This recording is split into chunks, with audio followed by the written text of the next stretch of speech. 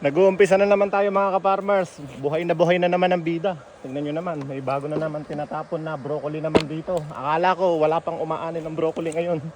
Marami na palang naitapon dito. Oh, napakagaganda pa. Ayan, konting hugas lang. Nagkatalo-talo na. Di ba? Ayun, nilaliman na tong tapunan na to. Ito yung pinagkukunan ko ng mga mais. Ngayon, broccoli naman. Oh, oh, napakagaganda.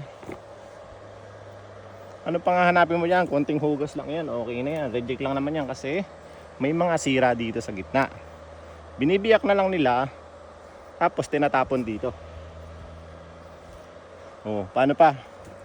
Konti lang muna yung kukunin ko. Ito lang muna. Isang timba lang muna. Total, meron na namang tinatapon. Nag-umpisa na naman sila.